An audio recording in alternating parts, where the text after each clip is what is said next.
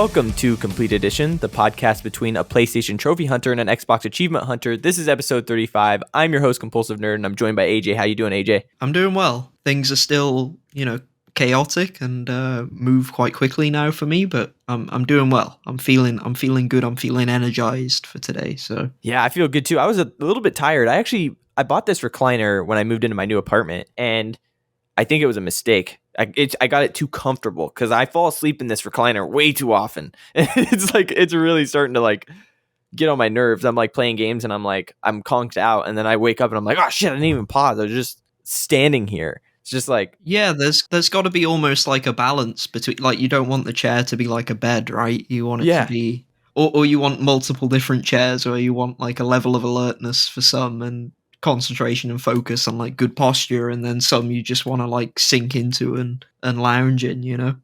I'm actually thinking about that, and I was just talking to my buddy, and I straight up was looking around my room, and it's really awesome. So I'm part of the mount gang, and I got my TV mounted on the wall, but it's one of those mounts that has a straight up, 180 degrees. It might even be more than that, because the mount gang. Yeah, dude, mount gang. Because I know there's a lot of people who are what are they, stand gang or whatever, stands. That's what they are. They're stands.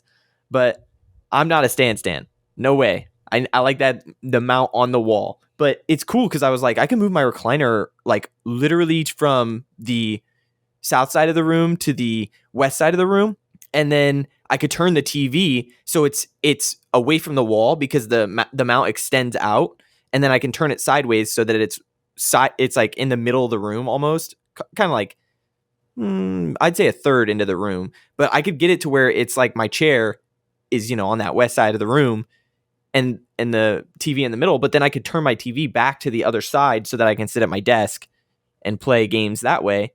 Or I can, move it to the chair again back to the south side of the room and then have the TV flat against the wall. So it's away from the windows. I'm just this room can be moved and shifted. And my whole point with that is I can actually move the recliner around and then sit in my PC chair and play games that way. And that'll prevent me from falling asleep in the chair, in the recliner. So I can move chairs and get situated differently so that I don't freaking fall asleep on gaming.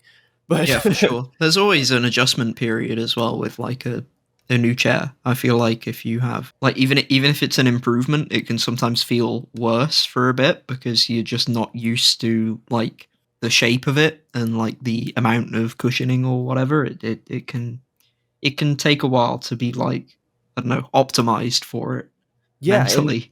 It's so funny that you mentioned that because when I bought this chair, I went to furniture stores. This is something that I was struggling with when I was moving. I was like, dude, I'm not buying furniture online. I'm just not going to do it because when you buy furniture online, you have no idea what you're getting. Not a clue. You don't know how it feels soft. You don't know how the material feels. You have no idea. And so I'm I'm not doing that. I'm going to go into the store. I'm going to sit on the stuff and then I'm going to buy it that way. And I went and sat on this chair and it was so soft. And I was like, man, this is so nice. But I didn't take into account that hundreds of other people had been sitting in that chair over time for year or two or whatever and softening up that cushion. So when I got this chair, the cushion was kind of hard, but I've spent so much time in the chair that it's gotten to a softer place. And that is why I'm starting to fall asleep in the chair more. Cause it's gotten into it's taken my body shape on, it's starting to get softer. And I'm oh no, it's too comfortable now. It's too comfortable. But I'm definitely going to start getting up and moving around too and trying to break that. Cause it's a habit. It's just one of those things where when I sit down in the chair, if I start to fall asleep, that means that I'm getting in the habit of getting into the chair and then falling asleep. So if I break that habit, hopefully I won't fall asleep in the chair as much, but I'm rambling about that. But anyways, I just, I'm trying to spice up the room a little bit. That's what I'm trying to do. Nice. But what have you been doing, dude? Have you been playing some games? It's been 3 weeks since we recorded the last show. I've been playing a good amount of games. I can just go into the games, to be honest. But yeah. So I've been playing Remnant from the Ashes. It's a third person shooter. It gets compared to Dark Souls, but I'm not really too sure why. I guess it's difficulty, but it's got procedural generation and there's like an overworld and then dungeons that you can find and explore, and you get different guns and different loot and abilities as well. It's definitely like a role playing third person shooter, and it's got co op as well, but I've not tried any of that. Do you get tired of procedurally generated stuff? Do you think that like Yeah, I feel like, I mean, it depends on the game, to be honest, because some games just do it better than others. There's like right ways and wrong ways to do it, but this game, it kind of doesn't feel necessary in this game, or the level design isn't a strength of the game, so maybe it's a mistake. The oh, variety is yeah. kind of cool in terms of like you can do like multiple campaigns, and I guess it's quite good if you engage with the multiplayer, because it means you don't just like if you play multiplayer with an experienced player, it's not like one person like knows where everything is and like where to go and one person doesn't. It kind of puts you like in more of a, I don't know, equal mindset, I suppose. So Yeah. I like that. I think as well it's interesting because you can get like when you beat the first world, you get a boss fight, and the boss fight can be one of two bosses, and the boss that you get is random. I think that's quite cool. Oh. I like that aspect. And there's like decisions you can make later that can give you like certain bosses over other ones, which yeah, I like that aspect of the mechanic definitely. I think I haven't really played enough of the game to have an opinion on it because I ended up getting distracted by Deathloop. I wasn't expecting it, but Bethesda sent me a code for the Xbox version of the game about a week before it came out. So I sort of stopped Remnant and played Deathloop. I made some guides for it for the Xbox version. There's some new achievements as well that are also new trophies in Deathloop for the Oh Golden Loop shit. update. That's awesome. I would love to hear about that. Yeah, they're But quite easy. So just Deathloop in general, I found the game really cool. But I've got mixed feelings on it somewhat. I'd say I'm mostly positive. I love how it looks visually. I think the dialogue some people don't like the dialogue back and forth between Colt and Juliana, but I think it's pretty good. I think like maybe I don't know. I don't really find it that cringeworthy. I think the voice acting really sells it as well because the voice acting is fantastic in this game. And I love the dynamic they have. I think it's great.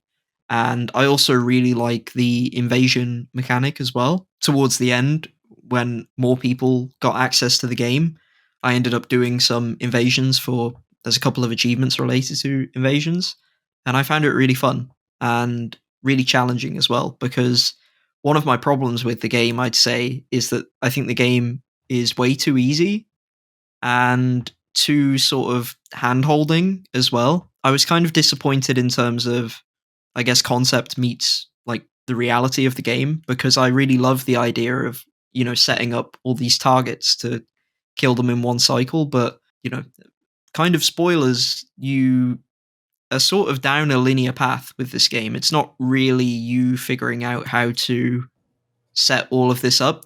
You could essentially, if you really want to like simplify the game as much as possible, you could just follow waypoints essentially and do everything. There's some light puzzle solving elements, but it's more like the puzzles are like within a chapter or a scenario rather than the whole game being a big puzzle. Whereas I thought it was going to be sort of more like, I guess, Hitman, and more like a bigger sort of puzzle that you're solving, but you're very much sort of on rails in terms of how you figure that stuff out. that's completely true, and I think that feeling that you get that you thought it was going to be the different way is because of the marketing of the game. And it's so funny that you mentioned the linearity of it, because that is the strength of it to me. I feel like if it was more that way, where like you get to tackle it in so many different ways, I probably wouldn't have enjoyed this as much. I told you how much like the linearity of games is going away, and it felt like the four, like I think there's just like four locations, and or maybe there's more For locations. me, I think the problem is that I think you could have done both. You could have had like a linear, like this is the way most players are gonna solve it, right? Like either Right. make it in terms of the design, either make it like really obvious. Like for example, let's say you could just beat the game by just running into each place and just like shooting the target in the head and then leaving and doing that in every location. That's how you could beat the game or something. Or, Oh, okay. or or what it's like in the main game, for example. Like you could have sort of like a linear path, but then you could also have like secret ways to like solve it, or like have different or even like an association with like an Easter egg. If you don't want to ruin like or make the story have multiple paths, I suppose you could have some sort of bonus where you Right. can figure it out. I think it would be cool if the game had like a level of flexibility, I suppose, because I associate that with Arcane's games, like the style of game that they make. They tend to have these really rich worlds, and this game does have a richer world than most games, I'd say, Yeah. still. Just That's what sort I was of gonna say. doesn't It, compare favorably with other Arcane games, is I think perhaps the problem. I think that I think that it still has those things that you mentioned. It just is not the way to break the loop, which is that's not really a spoiler. It's like that's the whole point of the game. But you can literally go through and kill all the enemy or all the bosses, and then just you restart because that's not how you break the loop. And so Yeah, I think that having the way to the end of the loop, like you can't have that be. I guess you could have that be an ending, but it's not really breaking the loop. It's just restarting your day over. And so they had to have a way to like get it out, and that's like the linear path. But it feels like you can tackle it a lot of different ways. yeah, I think there'd be a way to just give it like multiple endings, right? Like just Right. have there be multiple solutions, because then it would be, and you could even make those somewhat linear. Like you could have achievements tied to them. Like you could be like, oh, get the fireworks ending, or get the nuclear ending, or something. Like have Right. something like that, to sort of even give you hints, and perhaps even make that linear in terms of giving people waypoint markers. I just think it would have been a stronger game They kind of have if that in the achievements with the achievements. they do, but they don't for like the game ends that like the critical path is the same every single time, even with the achievements where Yeah. it's like it will be like kill this target in this way, but Yeah. it's not for the whole game. It's just for that isolated scenario. That's why I said earlier there's like light puzzle solving elements and aspects in like the individual levels, but not across the whole game. And like you say, it's a problem with marketing, but it's also kind of, I don't know. I think there'd be something a bit more magical about it if it could have delivered on that. I think in a way that would be great. But I like the combat. I feel like the loot system is probably a bit unnecessary in terms of like rarity and stuff like that. I think it's cool, but it feels a bit misplaced to me somewhat. I And I agree with think that. as well, there's problems with balance in terms of I got like the deluxe edition code, and it came with a silenced pistol, and that made the game way too easy. But then in the game, you can find a silenced SMG as well, and it's like once you get that, for me, it was just never stop using that, because there's silenced weapons you can get early, like the nail guns, like the pneumatic Yeah. stuff.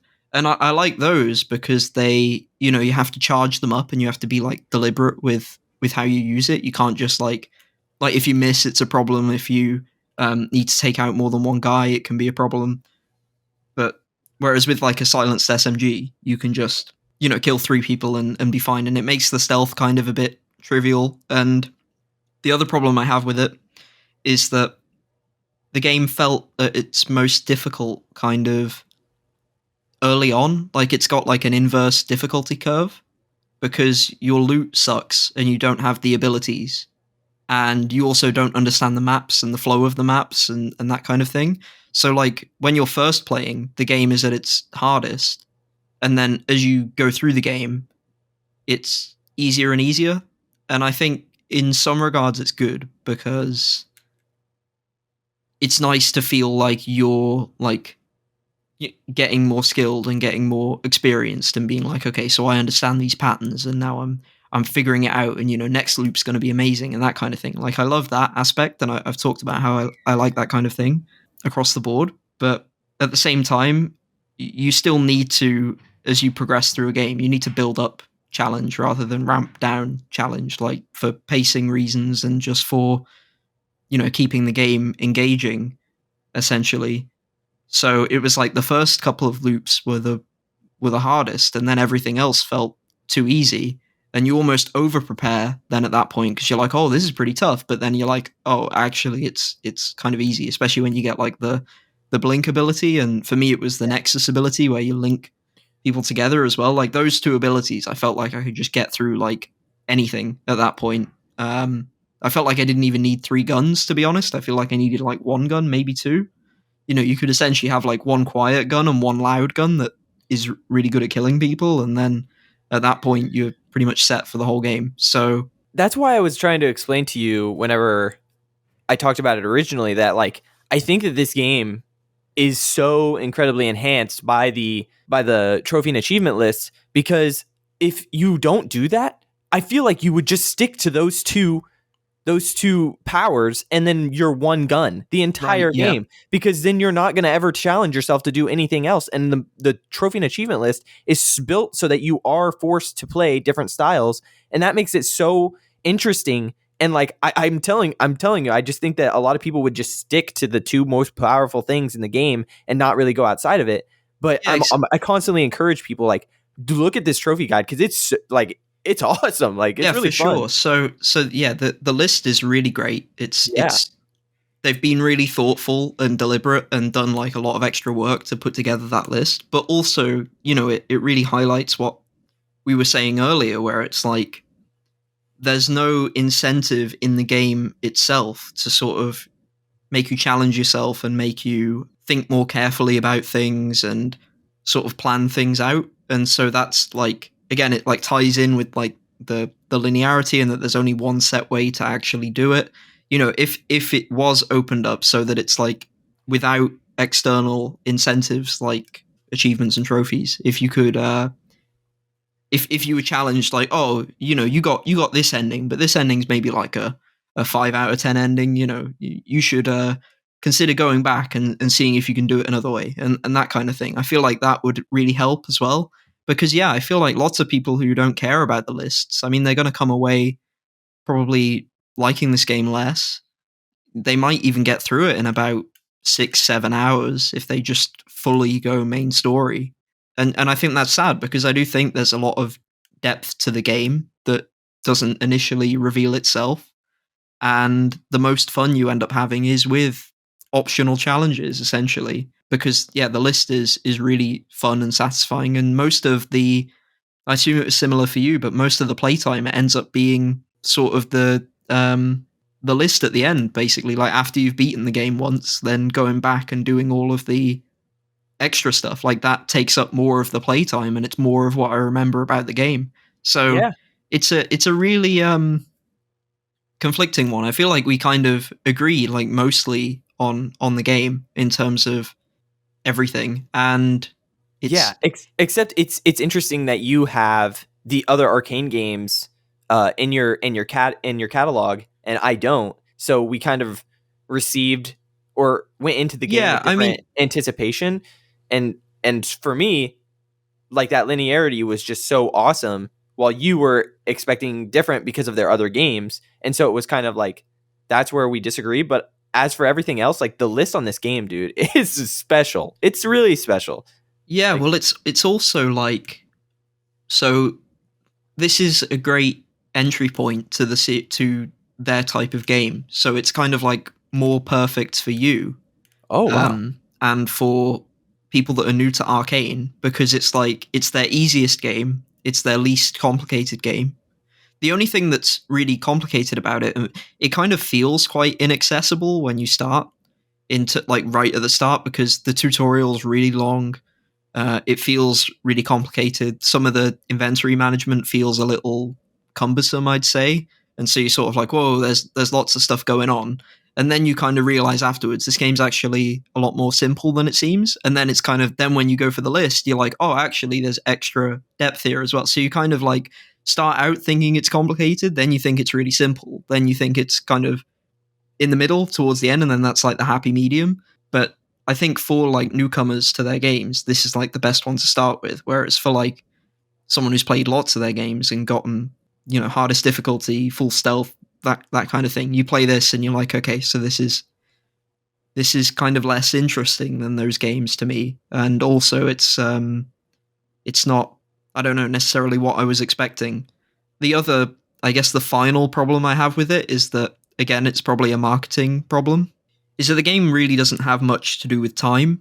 Mm. There's a lot of like iconography and imagery related to time in the marketing and in the game, over the course of one day, that kind of thing. But it's not really like you set up things in one place and then it has ramifications later. So it is in that sense, but it's more like you just choose an order to play through 4 different maps, right? It's not it, it's not like you can wait around for lots of different cycles. You can, I don't know, like go forwards or backwards at different paces perhaps. There's not really that much playing on time, and I think that is perhaps a missed opportunity, but also it's quite difficult. Like, you could imagine that making a game that intricate where it also has essentially time mechanics and, time loop, time travel, that kind of thing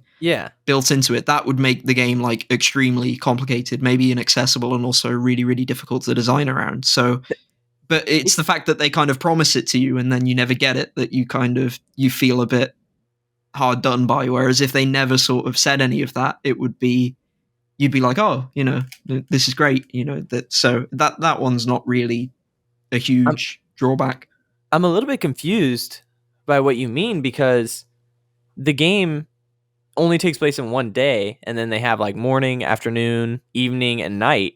And so at different points in the day, depending on how the scenario goes, there's not really, I guess there's not really time manipulation, but But the day isn't really progressing, right? Like, you just no, it's not on a day night cycle. It's on a 1 day cycle, and you're just going through that day. And so they set, but it's not really even like a cycle. It's like a chapter select, basically. It's, if that makes sense, as in there's not like, if you stand around in a level for yeah, 10 hours and leave your console on, it's not gonna go away. Yeah. progress through the day, right? It's Right. There's just, no day night cycle. yeah, it's just set as it is. And I think that I think what could have really added to the game if there was an aspect of time pressure, if that makes Oh, sense, for okay. example. Okay. Yeah, that makes a lot more sense. So, like, I need to do this before this, and if I don't get there in time, this will happen, and then that will happen, and then that will be, because you're setting up this sort of cascade of things that go on, but there's no real like pressure of like, I've got 5 minutes, otherwise this guy's gonna, like, not do this thing, or I'm not gonna be able to activate this thing. It kind of just, I don't know. There's I think more could have been done with it, I suppose. Okay, that makes more sense to me. That now that you mentioned that, and it would have been cool even if they, you just talked about the golden update, and it would have been cool if they added like a time sensitive situation where, like, I mean, they don't have to put the sun on in there or anything, but like a clock to some of the levels just to like challenge more players to do something like that. That would have been really cool, because I never even thought about, the stress of like trying to get through that time of day in order to get to the end of the loop. It would have been really, that would have been really cool. It would have been stressful, and I like how they Yeah, I have it mean, now. But I think so. I might be wrong. I mean, people might write in and be also unsure what I mean. There are like cycles in the game in terms of, so an example will be, you'll know about this, but I think he's called Alexis or Alexi or something. Mhm. Anyway, he's at the party, Yes, and when you get to the party, there's a site at night. There's a cycle where he goes up on stage, and you can press a button and drop him into a meat grinder. And yes, that's time sensitive because you have to you have to identify the right guy and then know when he's up on the stage and then press the button. And you have like a specific window to do it. But I'm pretty sure the way that works is it's like proximity based in terms of like, it's not actually on a global timer, I don't think. And in terms of it's like when you get there, it starts, if that makes sense. Like, it starts when you've already got there, whereas it's not on time across either the whole day or across that specific level. It's like, okay, your character's at this place now, so we'll start the sequence of events. Like, the game does that behind the scenes. And then also, I mean, I've not looked into it too much, but so I might be wrong, but it seems like a lot of those opportunities, they're not like, if you miss it, it's like missed forever. I think you just sort of have to wait for another cycle, I think. So it's not, so there are like examples of like miniature kind of aspects of time management, but it's not really in the game in sort of a way that feels too satisfying. I'd say it's in like there in smaller ways, which I do appreciate when it is in there. I just wish there was there was more of it, and it was sort of broader across the whole game instead of just individual sections of individual levels. But the achievement list is really good. For the Golden Loop update, the achievements are really easy. There's a lot of like small stuff they added. I when I got the game, the achievement list wasn't live, and I was one of the first people to get it on Xbox because when I was unlocking achievements, I was getting 0.00% unlocks. That's awesome. And I was making the guides for it. But because I didn't know what the achievement list was, I was just basing it off the trophy list because it's like, well, the trophy list is going to be the achievement list. And the game came out last year on PlayStation. And it was.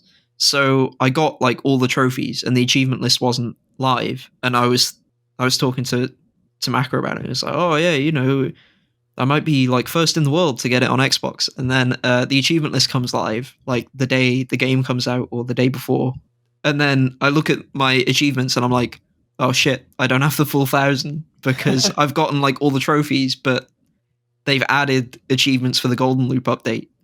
And I was like, so then I had to rush to get the Golden Loop ones quickly because a couple of other people were like right there as well. They were like, they'd done like the same thing. So yeah, I had to go back and get the Golden Loop ones, but the Golden Loop ones are really easy. There's like a thing you can use to make trinkets or to like upgrade trinkets to like golden trinkets. I think they're called trinkets. The things that That's right. modify your weapons and abilities. Yeah, you can. And what you do, I think this was in the base game, but I'm not sure if it was to this level. Also, a great thing about the game is in the levels you get these. There's so much like really good environmental storytelling and areas that like have like mini games or like mini purposes to them that I enjoyed a lot. But there's one place where you can make trinkets, but when you go to make them, you've sort of got to survive in the room as lots of enemies come in. So there's an achievement to make golden trinkets using that. There's also this new enemy type because one of the criticisms about the game when it came out is that there's only one type of enemy for the whole game. So they've added a new enemy type that has, I think they're called paint bombs, but basically they're like a kamikaze like exploding enemy, and there's an achievement to kill an enemy with one of those bombs. So you just have to like stealthily like shoot one in the head before he's like primed his bombs, and then you can pick up the bombs off of his body and just throw it at people. So that's pretty good as well. But the achievements are really simple. They're just like stuff like that, but they're decent to get. They'll take like half an hour, maybe an hour to get all of them. There's a new power as well, which is quite cool with the update. And one of the achievements is to get that power. And I won't go into like how you get it, but it's kind of like a cool like side quest to get it. So, you know, but there's not like a ton of content. Like that's basically all of the content and the achievements that's been added. But it's still nice anyway because they didn't have to add this content to the game. You know, it's a free update, and it's also kind of the perfect balance because I've complained sometimes about how updates can feel too big and just like they're adding too much of a good thing. Whereas this is like, it's like a nice like extra hour or two to sort of jump back into the game. I think that's quite nice to maybe play around with the new power and that kind of thing. I would like to do that this week. I really want to jump back in, and I kept it on my console for a long time. I don't know if it's still on there, but I just was always like, I could always jump in and do another loop because the game's just it's really fun to play. And it's really beautiful cool as well to look at. I didn't even know about this update. I didn't know about these new trophies, and I'm like, oh yeah, I want to do this. I really do want to jump back in and do this. Yeah, when I played as well, I noticed that the accessibility and graphics options are really good. They've got like 2 performance modes and like a visual mode and a ray tracing mode, and the performance looked really good for me. Yeah, it's like 60 FPS 4K or something, and yeah, that's really cool. I love how optimized it is, and it's kind of surprising because I feel like it's not unique, but it's pretty close to being unique. I feel like is that this game's like a next gen, like it came out for next gen only, early into the generation, but also has lots of different graphics and frame rate modes, and also is really well optimized for those modes, which that feels quite rare because I feel like normally for a next gen only type game, you usually expect that towards the end of the generation when they like, I don't know, when developers are more used to the hardware, I suppose. Like I feel like the jankiest games typically come out towards the start with the least options that are next gen only. So yeah, it was a good surprise to see that.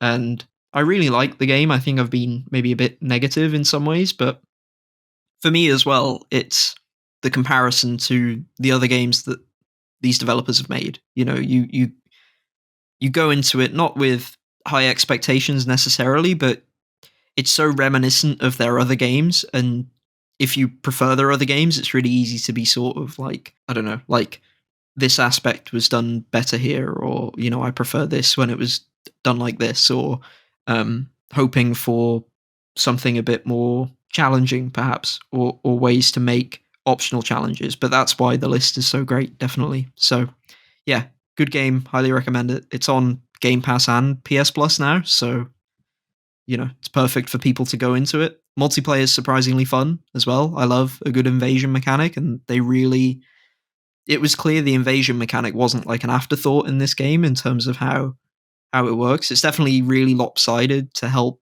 Colt more than Juliana. That's probably the only negative I'd say, but yeah, great game. I also agree with you on the invasion stuff, and it's so funny because as the game was being announced, I don't know if you remember this, but it was like for me, I was like, yeah, no, I'm not playing this. I don't do invasion. I don't want to play multiplayer. I don't want my single player being messed with, and they have options for that. They really do, and it's really cool. They have like AI invasions. I think you can actually turn invasions off. Yeah, So you I think AI is, but you can also do friends only, which is cool yeah, as well. do friends only. It's really great with the options, but then I loved it on. I had it on. I think I did maybe 6 runs or so, and I was like 5-0, and like I hadn't been defeated. And then this one Juliana came in and just wiped the floor with me, and I was like, "Yeah, I'm gonna turn it off now."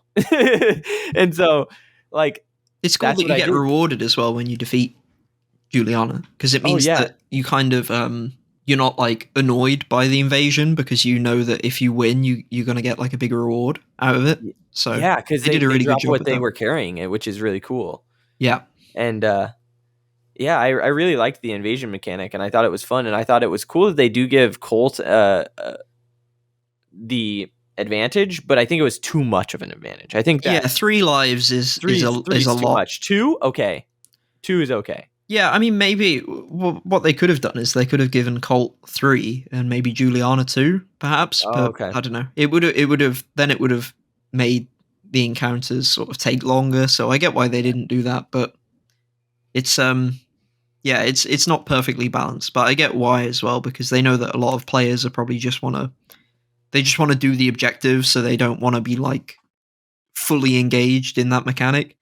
It would Um, crack me up whenever the trophy list was like, do something stealthy or just like kill only the boss. And then I got invaded and I'm like, God damn it. Like, God yeah, damn it. I just wanted to get my trophy and I can't do it. So that's like, that's whenever I would like turn it off. I was like, yeah, just let the AI do it because I'm tired of being invaded. yeah, for sure.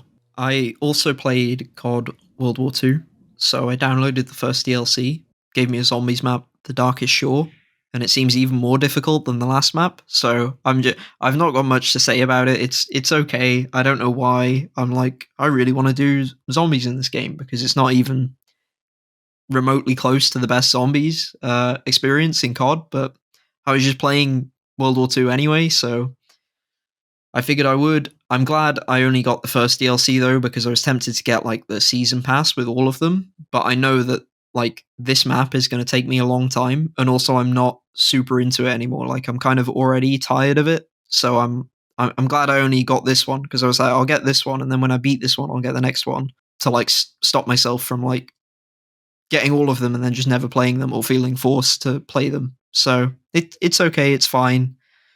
It's really difficult to do solo, but I'll probably go back to it soon. I was dragged away from that though because I've been playing a lot of Dirt Rally and Dirt 4. Both of these games are having their servers turned off on October 3rd, which is really annoying to me because they're not that old. Like it always annoys me when online servers get turned off for games when they're from like relatively recently. they came out relatively recently. So I think these came out in like 2016, 2017. So, 6 years ish, which it could be a lot worse, but it's still kind of, I mean, they're both like acclaimed games. They're both good games that people like playing as well. So that I never had problems finding matches really. And people are on the leaderboards like every week, especially for Dirt Rally. So it kind of sucks, especially because Codemasters, who made the games, they were acquired by EA. And you'd think EA would give them even more resources. So you'd think they'd be able to keep the servers up, post acquisition by, a much bigger company. But nope, they're turning them off. So there's a lot of achievements that will become unobtainable. And I'd already started both of these games. So I've got all of them, all of the unobtainable achievements, or that will become unobtainable. It was kind of stressful because, first of all, so the online achievements, they're split between, like, there's some to, like, win online against other people, like indirect, like, head-to-head racing type scenarios. Those ones were pretty much fine. There's one to, like, complete 25 events that takes a long time. You can kind of sort of boost it because you can get into a game with people and then you can all just decide to resign at the start line, and then it will like finish the race immediately, and we'll be like, here's the rewards, and it will like increase the achievement tracker by 1. That's the only one you can really boost. I feel like the others to win you can boost as well, but I never found it that difficult to win. So it was like it would take longer to set up, like, to be like, oh, download the game, do this, do that, than it was to just do it normally. And also the games are both quite fun, so I didn't have a problem playing it. The other set of achievements that are online related are to do with daily, weekly, and monthly challenges. So in Dirt 4, there's complete 2 weekly challenges back to back. So that means like 2 weeks in a row, do the weekly. So that one you had to start like at least 2 weeks ago. I think I started these games about 3 or 4 weeks ago. So yeah, for me, it was pretty down to the wire, like not completely down to the wire, but very close, because the way the challenges work in both of these games, for like a weekly challenge, you have to play 7 tracks in a row with the same car. And if you destroy the car or mess up the car like significantly, you will just DNF the event and you won't get credit and you can't retry the event. Like it's just over for that week. So if you fail the weekly, Damn. as in if you like drive off the side of a cliff, it's like you're done for that week. And so normally that's fine, but given the servers have like been shut off today, like if you mess it up, then it's over. You're just never getting that achievement. And that's the same for the monthly. The monthly was especially stressful. And also the way the achievement works, which is really annoying in Dirt 4, is you have to, like, let's say you complete the monthly. When you complete it, you don't get the achievement. You get the achievement next month when it like gives you the reward for it, because it won't reward you immediately because it has to wait for everyone else to do it. And then it like places you in like, there's 3 tiers, like top tier, middle tier, bottom tier. It's like top 33%, middle 33%, bottom 33% of the world. And so that determines your reward. So they don't give you the achievement when you do the monthly. You have to be there for like next month to get the rewards, and then you get the achievement. So if you fail the monthly in September, that's it. Like you're done. It's not happening. So that was quite stressful. It made it a bit more fun. But yeah, for Dirt 4, it's like back-to-back weeklies and a monthly, and like I think coming in the top tier of a daily, which you have lots of opportunities to do that, thankfully. So that was fine. There was a track, I think, in Dirt 4 where I've got a clip of it, but I like crashed into a wall and both of my headlights broke and it was pitch black, and the track I was on was on the side of a cliff. So, and I was also trying to get like high placement in the monthly, so I was trying to drive fast, and it was just like me, like, I don't know, pressed up against my TV, like trying to see and listening to the pace notes to tell me the turns. It was extremely fun. It was stressful, but it was fun. But That's incredible. yeah. So for Dirt Rally, the achievements are similar. There's some online stuff where you race against other people. That stuff's easy. But they also have dailies, weeklies, and monthlies. And Dirt Rally is much more simulation focused than Dirt 4, so it's a lot harder, basically, to control the car, to play the game. It's a lot more fun, though, in my opinion. It's some people, again, they're like, oh, it's the Dark Souls of racing games, which is kind of stupid because people just say that about anything, as I've said about Remnant as well. But it is like a more hardcore game. And what's really cool about this game, I love this game. I think this game's brilliant. It's probably my favorite like serious racing game because I love like Crash Team Racing and like Jack X Combat Racing and games like that. But I don't consider those like, it's like a different type of racing game. It's like Mario Kart and that kind of thing. But in terms of serious racing games, I feel like this might be my favorite ever. And part of the reason is you have this risk reward when you're playing that gives you like genuine anxiety because you want to get a good time and do well. And for a lot of these achievements, you have to place in the top tier. So the top 1/3 of everyone that plays. But you have to like know what the limit of the car is and what the limit of your skill is because the faster you go, like if you crash, the more like fucked you are basically. Like you have to decide where the limit is and like how fast you can take each corner in real time. But you don't want to go like super slow either. But you also don't want to lose control of the car or take like a blind corner or that kind of thing. So there's a state of, because the consequences are so big for mistakes, because also even if you drive off the track, you have to get back on the track within like 15 seconds or you DNF. And if you go back, and when you go back on the track, you can a lot of the time teleport back to the track. But if you do that, you take a 15-second time penalty, which is really rough. Because 15 seconds is like a long time in a race, like a really long time. Like it will basically, it won't necessarily knock you out of the top third, but let's say you drive off the track like 3 times. That's like 45 seconds that you've lost. And then you've probably lost more than that because you also have to like take into account the fact that when you restart on the track, you're going to be at a standstill, like you're not going to be driving with any acceleration. So it's a really tense experience playing it that I've not really seen in many other racing games. And because of how like realistic the physics and the handling is, and like a lot of the techniques reflect like real rally racing, it's just such a fun experience. And you get a lot of these tracks end up being like 10 minutes long. So you sort of like have like intense concentration. You get into like this zen state, this flow state. You just listen to like the angle of the next turn and like when it's coming up and if there's like bad camber or bumps or jumps or anything like that and how you adjust for it. It's kind of like a rhythm game, I feel like, which is a weird comparison, but it's like it comes up on your screen and he'll be like left 3 into right 4 and then like, give you other instructions like that. And the number after the turn tells you like how sharp the turn is. So like a turn of 1 is like a really, really sharp turn, whereas a turn of 6 is like barely a turn. So you adjust your speed according to that and like the angle that you go into the turn according to that. But you get these instructions like read out to you like really, really rapidly. And it does kind of feel like playing like Guitar Hero or something because you're chaining essentially these turns into each other based on like these like notes that you're given. So you get into like this flow state as well that you see in some games, but never typically a racing game. I feel like I'm never in that much of a flow state in other racing games like I am with this. But the challenges in terms of the achievements, there's, I think, coming top tier of the weekly, top tier.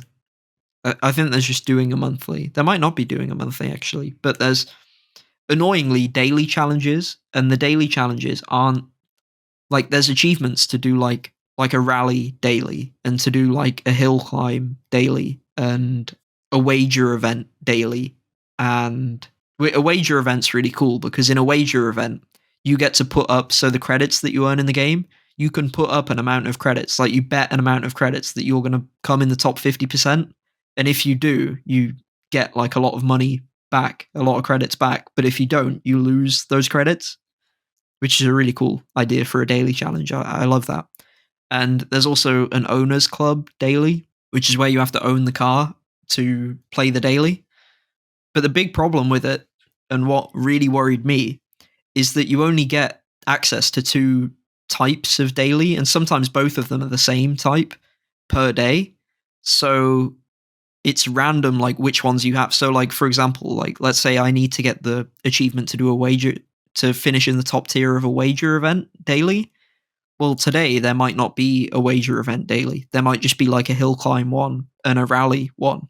So you just can't get it that day. And then you've got to also factor into like you also need to place in the top tier of that. So there might only end up being one of those events that you need per week. And then when you do it, you need to place in the top, otherwise you won't get the achievement. And what was really annoying was that I ended up doing the hill climb and the owners club ones, but then I did like a championship in the regular mode, and I was like halfway through it, and the game just like glitched out in terms of it gave me my rewards. It was like, yep, you place in the top tier, and then it just didn't give me the achievements. And then I looked it up, and it's like a commonly known glitch, like it just breaks. So I had to then do another one of those versions of the dailies, hoping they'd come up on a different day, to then place in the top tier again, and then just like not play like any other mode until I got my rewards, and then the achievements finally unlocked. So I was very, very nervous about that, because I was thinking at one point, I really love Dirt Rally and I want to get all the achievements in this game eventually. Dirt 4 I don't really care about as much, but I want to get everything in Dirt Rally.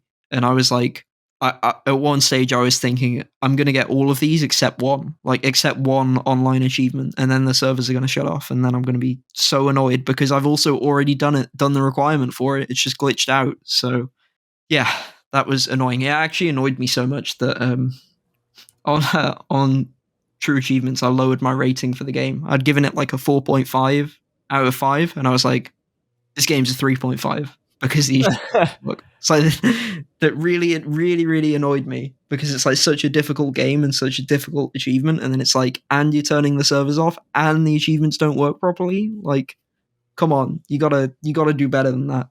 Yeah, I all of your talking about this is so interesting, because it's like, man, I can't tell if these achievements are fun or if they suck because of their multiplayer, and it's just like, God, they got to require servers and stuff, and it just is like, damn. Yeah, I really that, love.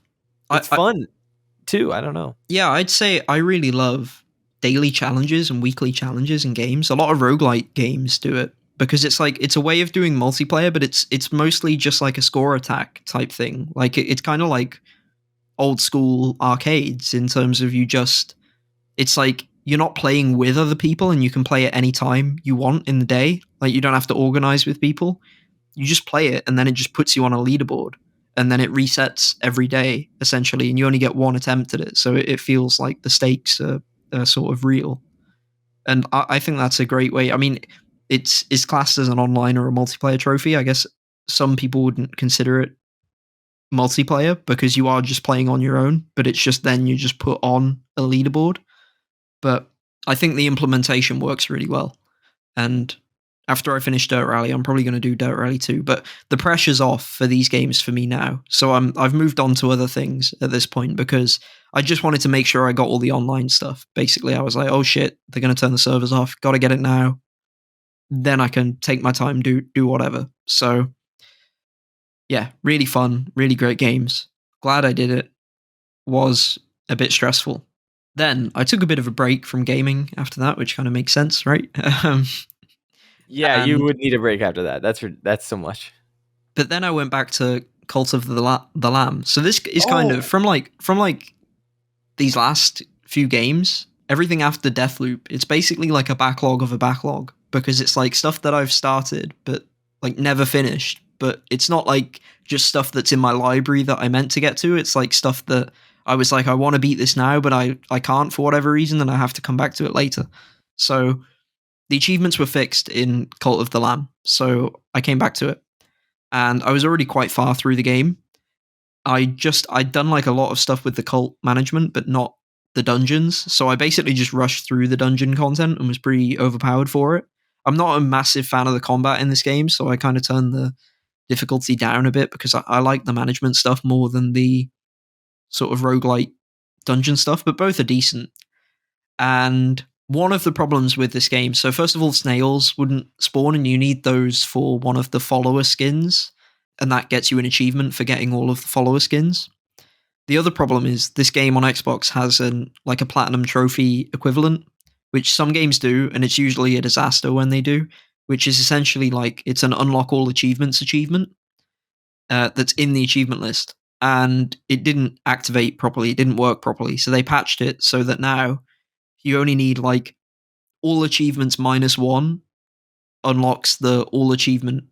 So you'll have like one achievement left that isn't the all achievements achievement, and then the quote platinum will unlock, which it basically shows I don't know, they either messed up and did it wrong again, or they were like, we can't get this to unlock if we make it so you have to get all the other achievements, so we'll just make it so you can leave one and it'll still unlock. So yeah, I really enjoyed this game. I talked about it before a few episodes ago. Yeah, I was really excited when you brought it up that first time, and it's interesting that some games do that all achievements platinum equivalent, because it just doesn't. Yeah, I assume it's because they probably do the trophy list first and then just transfer it over and don't really think about it.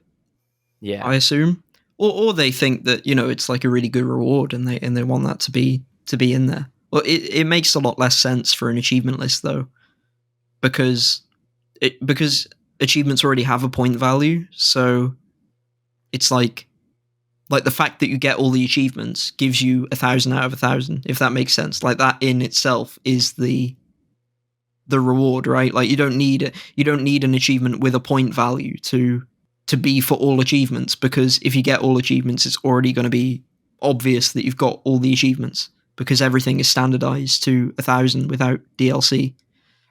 But the game's really fun. It started to lose some of its shine, I'd say, towards the end. There's achievements for beating the bosses without being hit, but it's not as hard as I thought it would be, because you can get this fleece that every time you kill an enemy, it adds like 10% onto your damage output, and that can scale to like 500%, 600%. Like it just keeps going up if you defeat enemies without being hit, and it carries on into the boss room as well. So what you'll typically do is, and you can kind of go through as many floors as you want before you fight the boss as well. So what I would do is I'd get like a couple of good floors where I'm like, I've not been hit, and so I've got my damage up to like 300% extra damage, so 3 times damage. And then I might also build up the tarot cards, which can give you abilities and damage as well.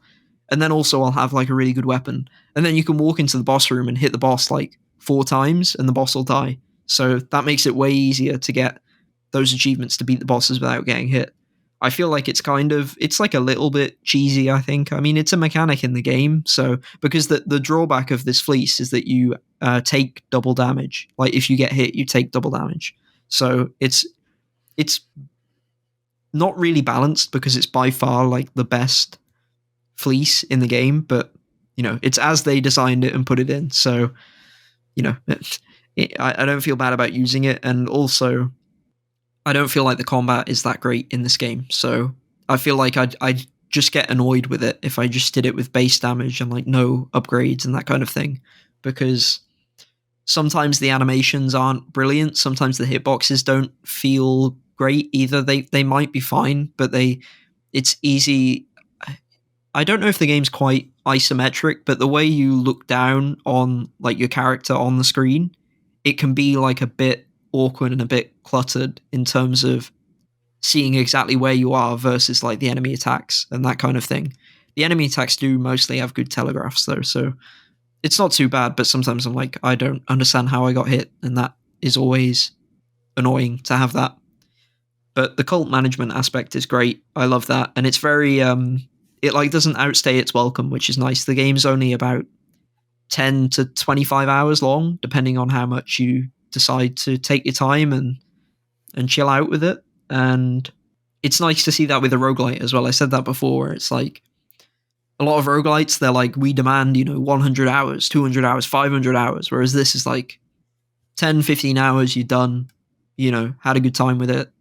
Probably don't want to replay it again very often, but like do one playthrough, make your cult, and it feels like special because you've named the cult members and you've named the cult and you've sort of chosen what to prioritize in terms of like the skill trees and all of that. So you've like designed it in your own way, and that's really nice on a blind playthrough to do. And then it's nice to have that memory afterwards as well.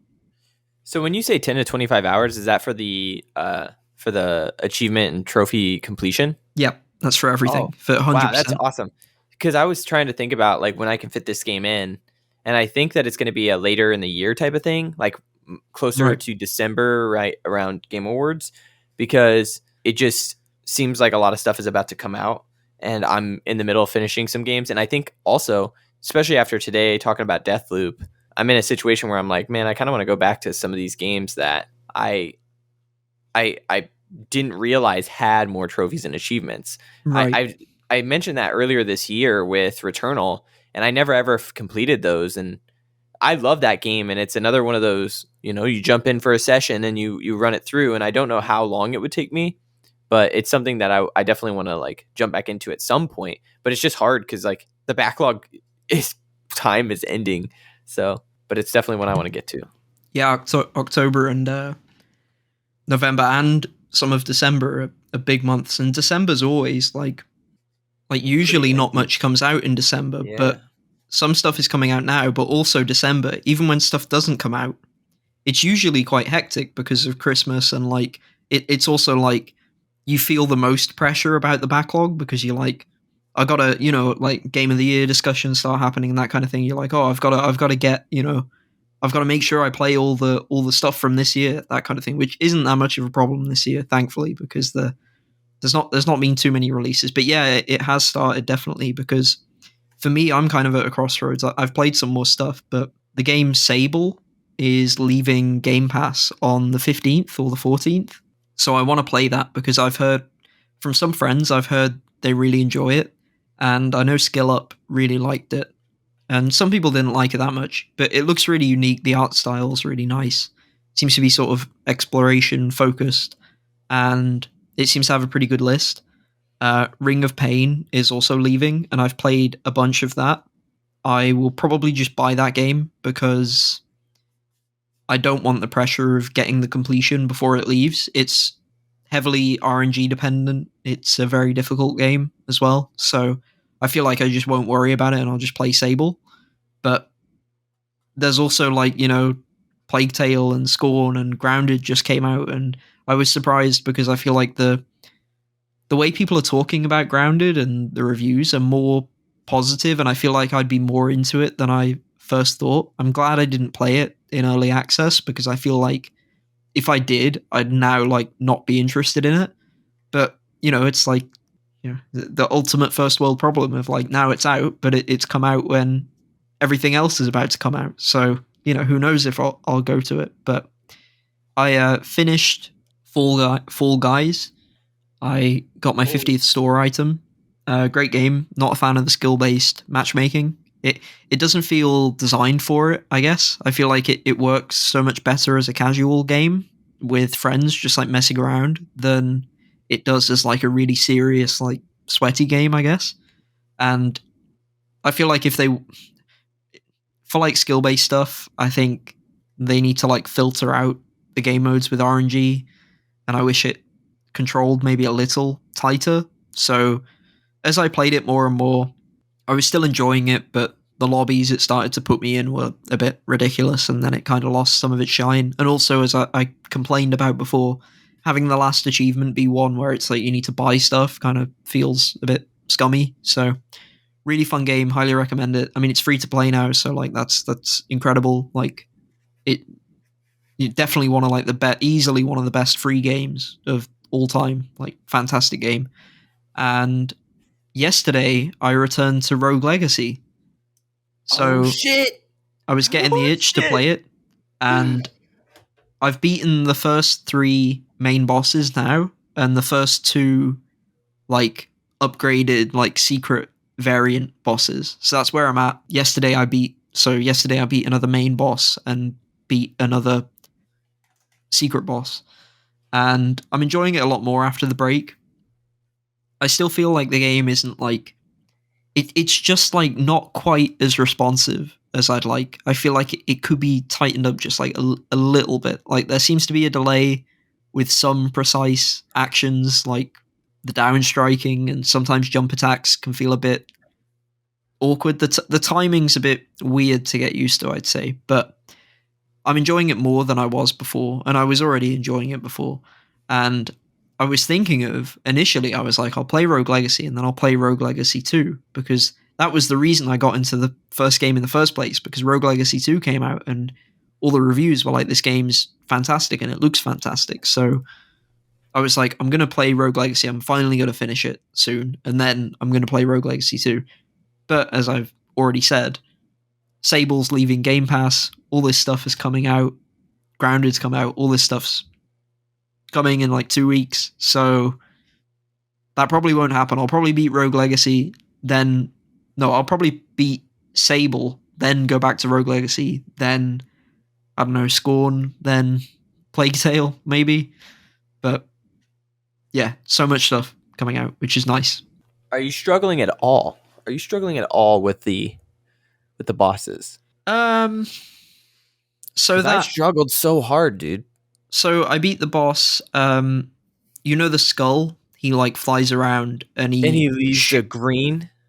No, that's the fireball guy. The other skull that like he flies around and he shoots out like purple energy in like a plus sign shape, and he also spawns the like, little skulls. Smaller skulls, that follow you. I did like the optional, like the secret version of him, where you've got like the 2 spike areas that you've got to teleport between. I think he's one of the easiest ones. Yeah, he was okay. He was fine.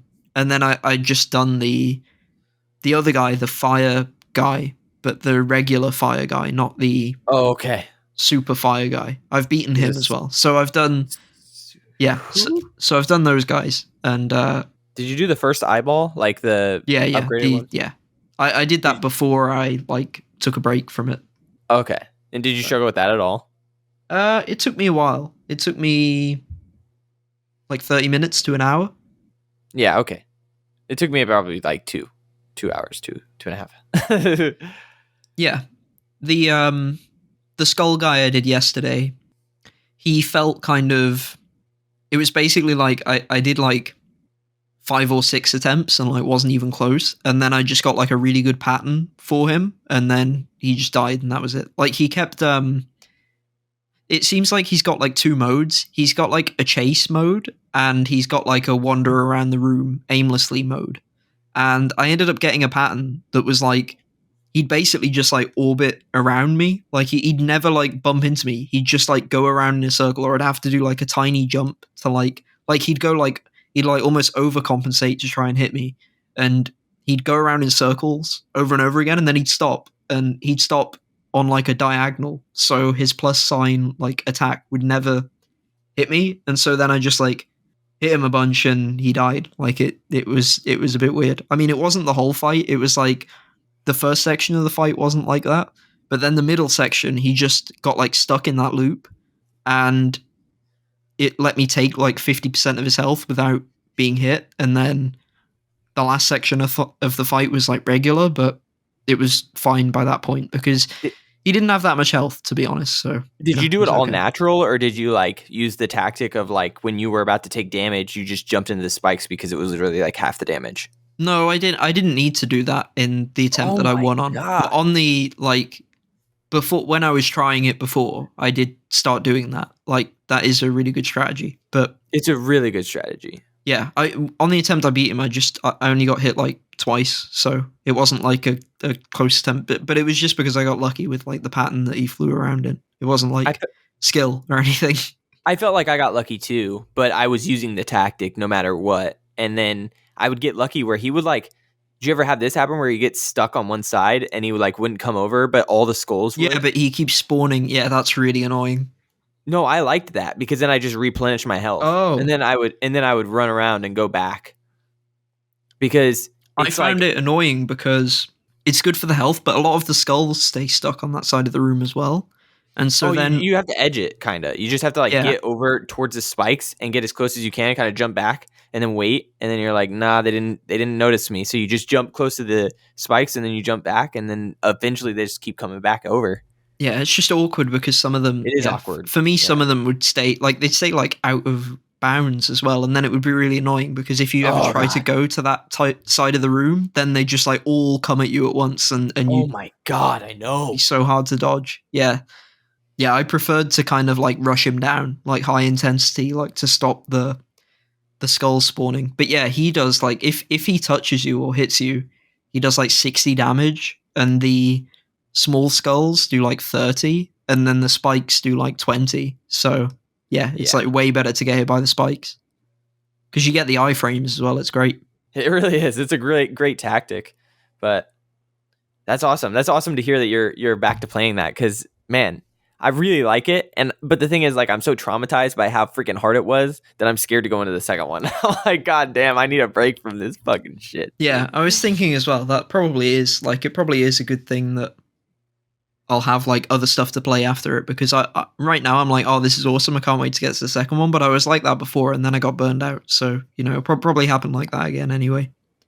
Yeah, that's what happened to me. I probably will play the second one at some point, but probably not this year. Do you have any games? Other games? No, that's it. That's everything. Oh, hell yeah. Okay. Well, I'll bring up mine. I only have two. I finished Hat in Time, but I think you and I were on the same page, and I don't know if you ever went back and bought the DLC, but man, I finished this game with 28 out of 38 trophies, and it was a 72% completion rate, and I'm like, yeah, no, I'm not playing these DLC. I just don't like the game enough to be playing the DLC. It was charming. It controls really well. It feels really good, but I don't know, man. This game just didn't hit with me, and it's not that I hated it.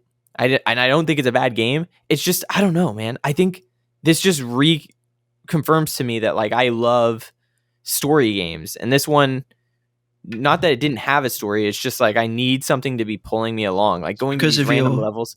famous Nintendo hatred. That's why. That's right.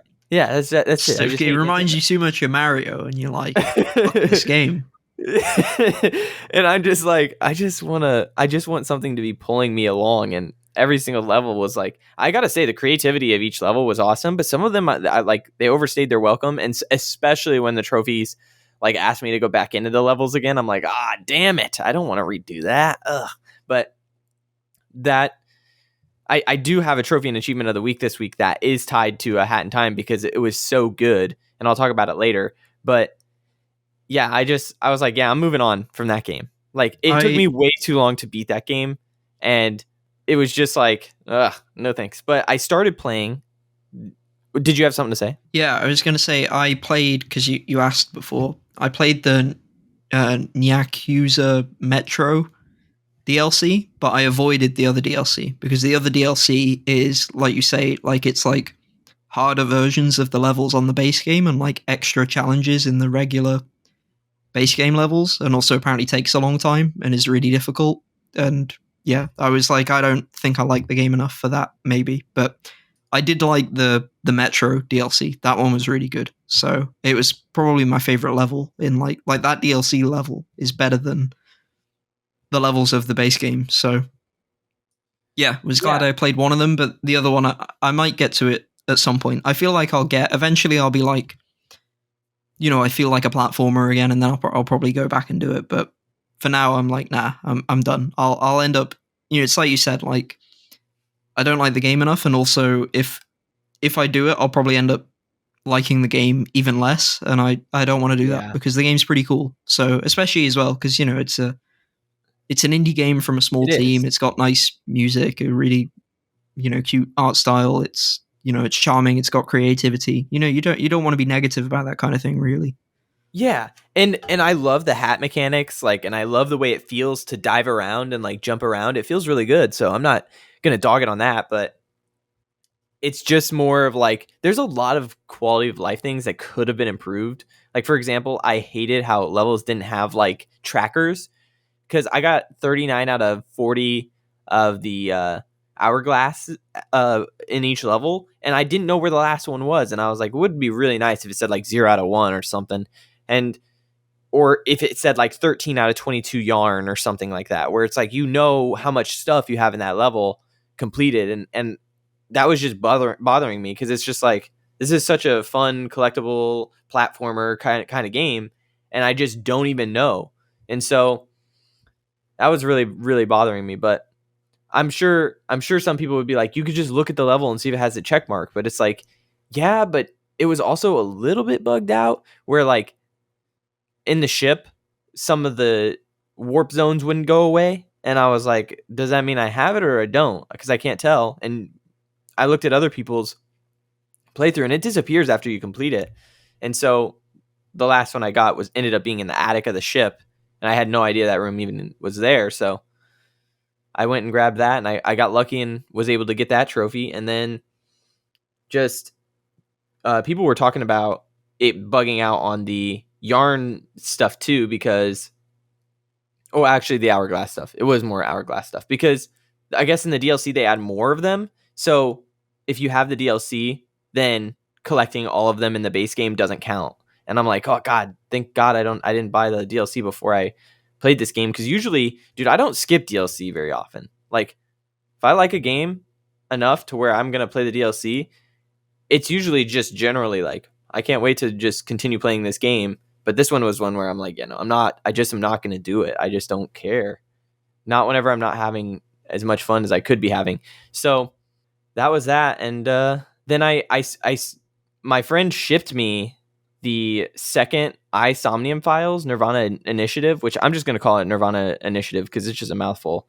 But I played the first one, I think at the beginning of September, and I was like, I really enjoyed the story, and I thought it was very funny, very charming, very good. And so I was just kind of waiting for that game to arrive, which is why I started A Hat in Time. But I didn't want to switch games. I really don't like to do that. That's part of my like OCD or something, where I just want to play one thing at a time. And there's back burner games, but that was one where I just wanted to delete it off my console. So I went ahead and finished Hat in Time, and that was number 239, by the way. And then, which is awesome, because that means there's 10 games until I do Stardew for 250, which is extremely exciting. I can't wait for that. But I started Nirvana Initiative, and I'm not liking it as much as the first game, but it's got a different protagonist. And so I'm kind of just like, I don't think that it's bad by any stretch of the imagination. I'm just biased to the first one because I like the protagonist in the first one so much.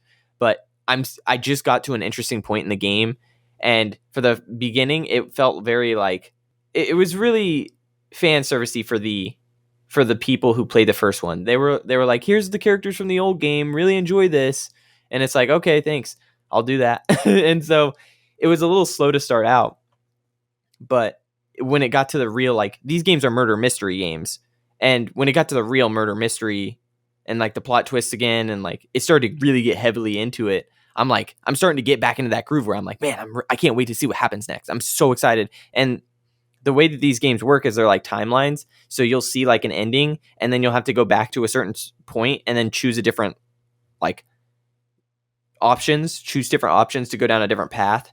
And then you have to, like, by the end of the game, you're like trying to figure out the canon ones and all, and how it works and everything you've seen. And it's really, really cool. But I'm really excited to get back to that game and play more. I'm not very far into it. I was gonna pull it up and see. I have 9 out of 49 trophies, so I'm pretty early in the game still. There's a lot left to do, but I'm having a lot of fun, and that's the important part. But let's jump into the topic on the table. And the reason that I don't have very many games, I wasn't feeling good.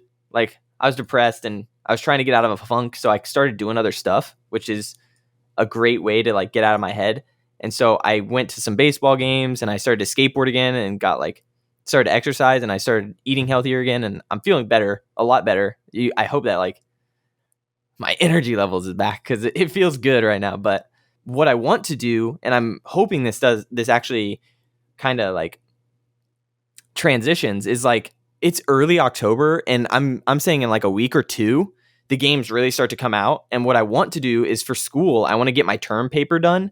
So we have until December to get this paper done, but I want to like do my research and like get this paper typed up and like done, and I can look over it and like reread it and stuff, but have it done so I don't have to do it during the time where games are coming out like crazy, so I can continue to play games. So like I'm gonna have a week or two or an episode or two where I just have a couple games, and that is not going to be as much and as heavy as it is normally whenever I don't have school and stuff.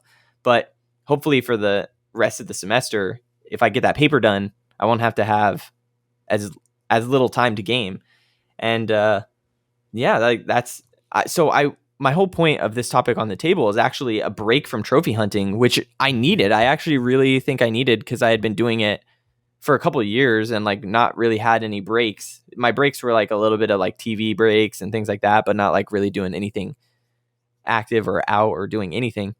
And so this break that I had was like awesome because like when I started popping trophies again, I'm like, oh yeah, I forgot how awesome and fun this is to like try and get trophies and the creativity and all of this stuff. And so it's really refreshing to take a break. And I was curious, like if you've ever tried to take a break from it, maybe playing different games or playing like multiplayer games where you're not caring about hunting, or even replaying games so that you don't have to hunt anything again, or just doing other things. So I was kind of curious, like, does that ever happen to you?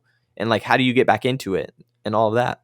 Yeah, so I feel like it's, for me, I mean, I've definitely taken breaks from gaming in general. I mean, it's like if you stop like finding it fun, like there's no point in doing it. And also, I was thinking, just reminded of how like the achievement and trophy, I guess, economy or whatever you'd call it, like the how easy it is to get trophies and achievements now. The fact that that's like totally broken, I feel like it kind of takes away pressure to like keep up getting trophies, if that makes sense, because before you might be like, oh, I need to get X number of, platinums by this date, or, X number of gamer score. But it's like now that like totally doesn't matter. There's like no point, because if you really need to like speed up on that, you just get like all of those like pointless, like instant, trophy, instant achievement games that just pad your score basically. So there's no like, Yeah.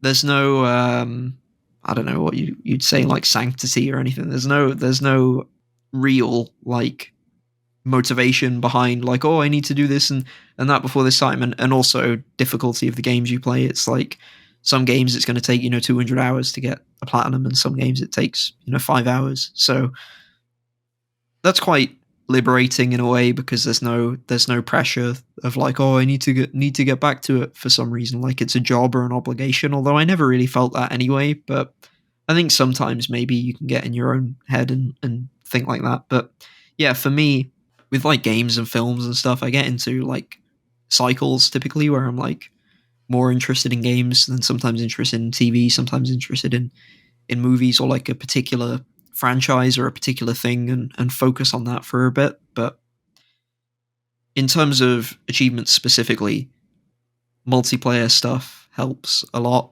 Also, playing games on different platforms is quite nice sometimes, like playing it on like PC or playing it on, I don't know. I've never really done it, but I know some people have. This is a bit too far, I feel like. Some people have like alt accounts on like PlayStation or Xbox, where they will then, like, if it's a game that they don't want on their gamer card because they don't want to have that like nagging feeling that they need to platinum it, but they really want to play it, they'll play it on like an alt account, and then there's like that pressure's like removed, I guess, from them for like reducing their completion percentage or anything like that. It's just like I'm a game guilty they of want to that. play.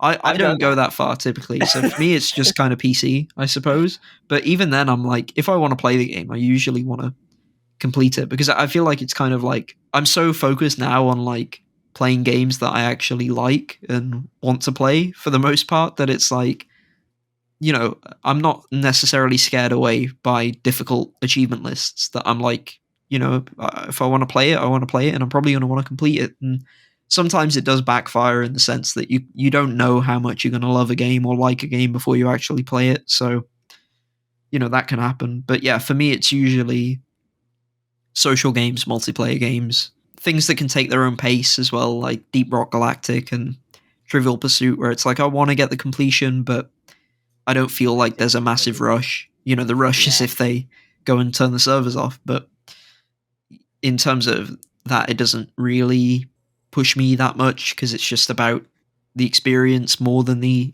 achievements, and also the community and talking to people and sort of the stories that you make within the game. Kind of Minecraft is sort of like that as well. So there's a lot of games where it's like I can still be playing and not worried about achievements or trophies or anything like that. I feel like if I ever play Sea of Thieves, which I want to play, some of the achievements in that game are discontinued, which really sucks because I prefer when they like remake the achievement, like so that you can still get it. Like they just turn one achievement into another one, which they Oh, do for dude. some games. Yeah, Ubisoft's Rainbow Six Siege did that. Yeah, I think that's really cool, but Sea of Thieves doesn't do that. But also, it's kind of nice in a weird way because it's like now I know if I ever play it, I don't have to worry about the completion. I can just play it for the multiplayer experience and be like, whatever, get a bunch of achievements, but don't, there's no reason to stress about the full completion because you can't get it. So stuff like that for me would be when I take breaks. And yeah, it just comes in. It comes in waves. When things get repetitive, it's easy to get sick of it. So Yeah, I have one of those those separate accounts, but it's just for multiplayer. I really like my completion percentage, and it really shows like it keeps track of how much I complete games, and so I really like it to be as accurate as it can be, which is it's like an 82%. So 82% of games I complete, or at least every game I play up until about 80%, which is pretty accurate. And whenever I throw a multiplayer game in there, it just like fucks that up, and it bothers me. It really does. I don't know what to do about that, but I like to play multiplayers on that account because then I don't ever have to think about trophies at all, like ever during that game. It's like I can just fucking dick around, and I did that with For Honor, and that was really fun. I was just kind of like playing my friend and just kind of doing that, and I would do it with like Mortal Kombat, and probably if I ever, which I haven't played it, but I would, but like Fall Guys, it's just so silly and ridiculous. But it's like I never would want to hunt that game. Just never in my life would I even think about the trophies of that game. So I could either play it on Xbox or I could play it on a separate account, and it's free to play. So like, why not? It's so simple and easy. It's literally, I guess a bunch of people could add me later, but like it's just my gamer tag with MP at the end for multiplayer, and like I already had like 5 or 6 emails, so I didn't have to make a new email. I just kind of threw it out there, and so I did make one, and I understand why people do it, but I think for me, what's interesting though is one of the reasons I don't like doing that is because I quite like having like the main account be almost like a historical artifact in a way that shows everything I've been playing as I've been playing it, if that makes sense. Like I feel like I quite like the value of not having split lists, especially on one platform, just being like, this is everything I played and the memories about it. Like an example would be like Trivial Pursuit Live, both 1 and 2. Played it with different groups of friends, had like a really great time. Not sure if I think I have the completion in the first one, but definitely not the second one.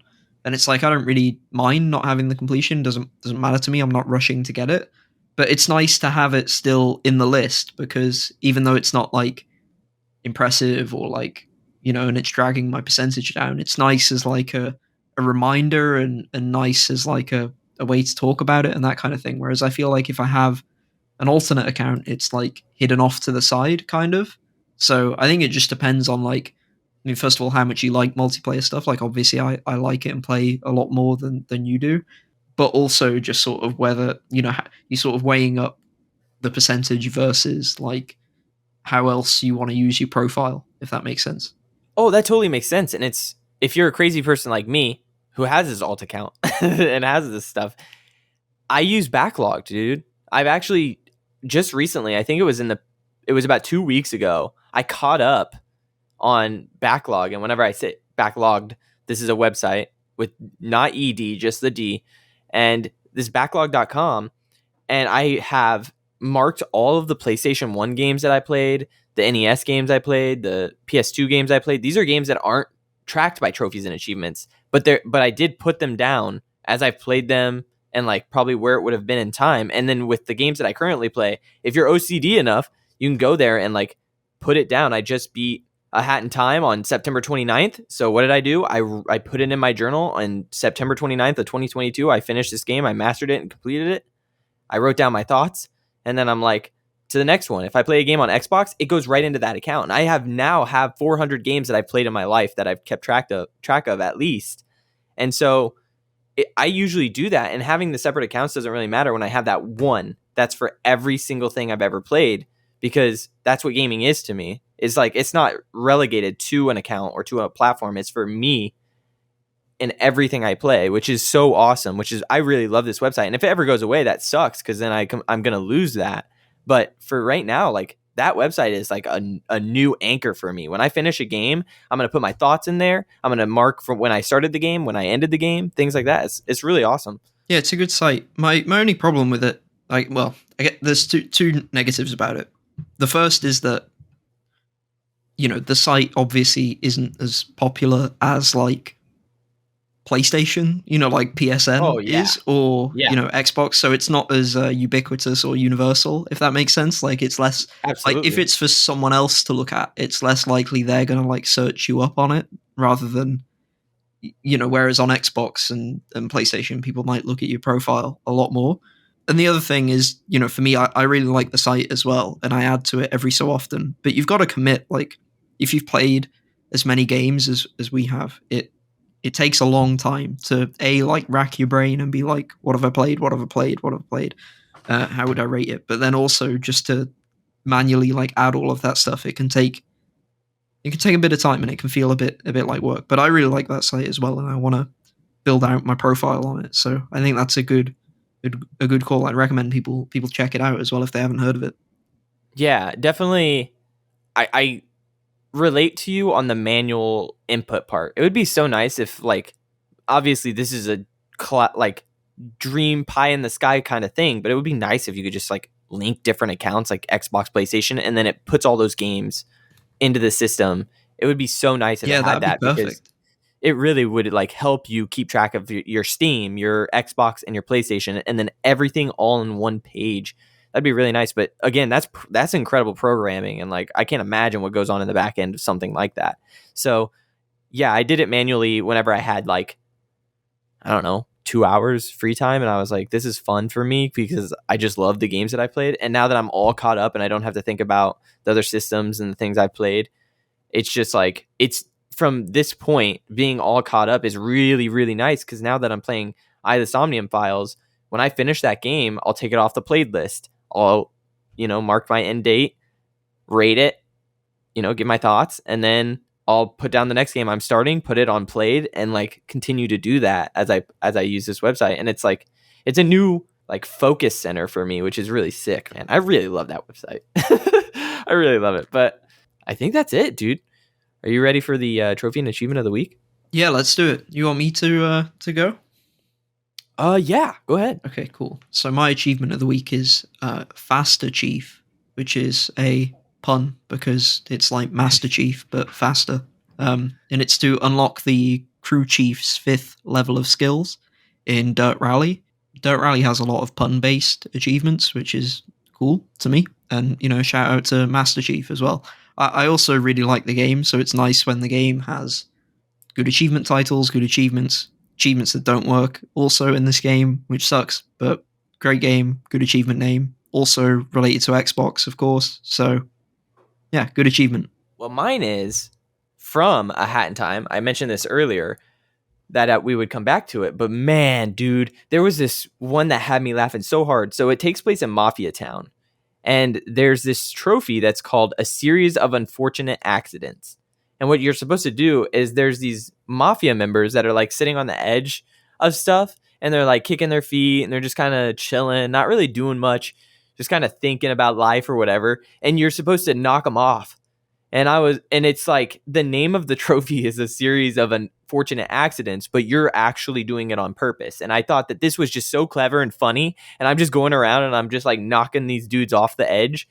And I was like, that is so funny and stupid and clever. And it's like such a dumb thing that if you're not trophy hunting this game, you're never, ever going to think about that or see that. And it just is, these are the special moments that I have whenever I'm trophy hunting, is like these stupid things that devs do because they realized while they were developing the game or whatever, we have a bunch of these guys sitting on the edge. Why don't we have the player knock them off? Like, it's funny and stupid. And it's like, yeah. So that's what I did. And really great trophy. So I got to give a shout out to that. But that's it for this episode. Do you have any final thoughts, AJ? Nice. No, it's going to be cool next episode because I think stuff will probably be out by then. New stuff. I think so. It'll be interesting because what I like about our conversations is we have such different interests as well. So even when like lots of new stuff comes out, a lot of the time we're playing different things and sort of broadening our reach in terms of being able to talk about the sort of how different the stuff that we're playing ends up being.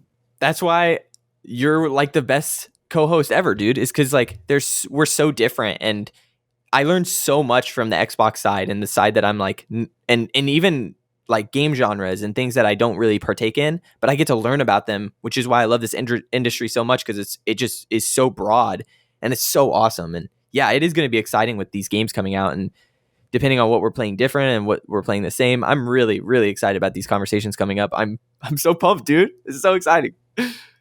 Yeah, for sure. But all right. Thanks for listening. Peace out. Happy hunting. See ya. Thank you so much for listening to Complete Edition. If you like the content, consider supporting us on patreon.com/completion club. If you have any questions or would like to reach us, email completionclub@gmail.com. Thank you for listening to Complete Edition.